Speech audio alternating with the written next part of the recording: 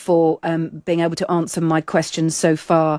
Pakistan, the brokers of this ceasefire deal, say that Lebanon is included, that the ceasefire should be in Lebanon too. Israel and Iran say that too. Israel and the United States say no, Iran isn't included. Say that Lebanon is not included. Sorry, that Lebanon is not included. There is a chance here, there is a disagreement between both sides, but all the while there is a chance that by continuing these strikes in Lebanon, Israel derails the ceasefire completely, which has international implications.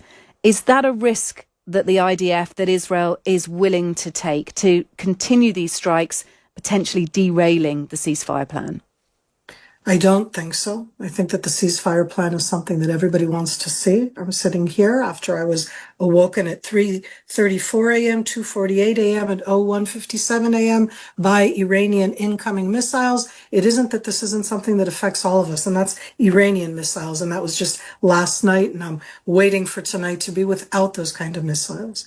Having said that, Kate, I do think that part of the addressing of it is both through the Lebanese government, but also through Iran. Does anybody want the Islamic regime to continue to hold these proxies? If it's Hezbollah in Lebanon, if it's Hezbollah in Iraq, if it's the Houthis in Yemen. Again, this is about trying to diminish and degrade the Islamic Republic, the Islamic Revolutionary Guard. This is not about anything else. And I want to hope that we're all together on that page. It's about protecting, in that sense, civilians anywhere. I don't want civilians to die anywhere. But obviously Israel started this war. Israel launched this war. They went to Donald Trump. They said this is the time to do it. And Donald Trump was convinced that this was the right time to join alliances with Israel. So back to your point, no one wants to be at war, but this war was instigated by Israel.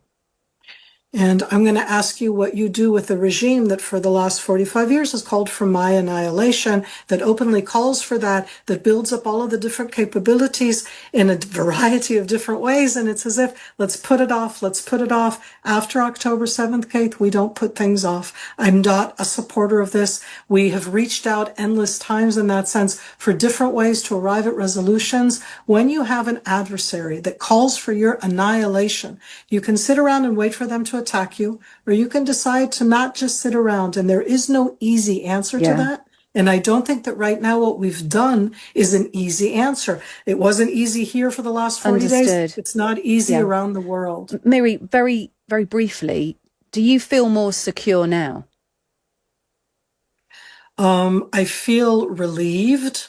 I am very tired. Do I feel more secure is probably the best question. No, I don't feel more secure, mainly because I am being blamed, me, Israel, for everything, pretty much from A to Z. If it's Lebanon, and if it's Iran, and if it's the Hormuz, and if it's for anti-Semitism, it's all our fault. And so, no, I don't feel more secure, but not because specifically Israel chose to go on the offensive against the Islamic regime of Iran. Look, thanks for being with us, Miri. We do appreciate your time. Miri Eisen, who's a former IDF colonel and senior fellow at the International Institute for Counter-Terrorism. This is Kate Borsay.